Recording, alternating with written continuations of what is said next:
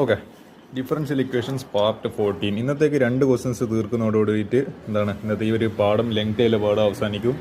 അപ്പോൾ എനിക്ക് ഏതായാലും ഒരു ഖ്യാതി കിട്ടിയിട്ടുണ്ട്. ഇൻ്റഗ്രൽസും ഡിഫറൻഷ്യൽ ഇക്വേഷൻ പോലെ ഇത്രയും ലെങ്തിയിൽ ഇത്രക്കാര്യം ക്വസ്റ്റ്യൻസ് വരുന്ന ചാപ്റ്റേഴ്സ് സമയബന്ധിതമായിട്ട് തീർത്തതിനുള്ളൊരു എന്തായാലും ചെറിയൊരു ക്രെഡിറ്റ് ഞാൻ എടുക്കുവാണ്. അപ്പോൾ അത് പറഞ്ഞുകൊണ്ട് നമുക്ക് ഇന്നത്തെ ഇത് സ്റ്റാർട്ട് ചെയ്യാം.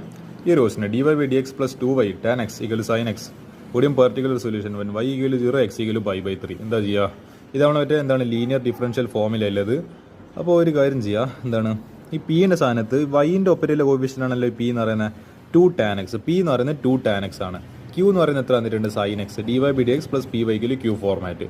അപ്പോൾ ഇൻ്റഗ്രേറ്റിംഗ് ഫാക്ടർ ആദ്യം കണ്ടുപിടിക്കണമല്ലോ. e⁻∫pdx എന്ന് പറയുമ്പോൾ 2 tan x. 2 ഇൻ്റഗ്രലിൻ്റെ അതായത് കോൺസ്റ്റൻ്റ് ആണ് ഇൻ്റഗ്രലിൻ്റെ പുറത്ത് ഇൻ്റഗ്രൽ tan x dx.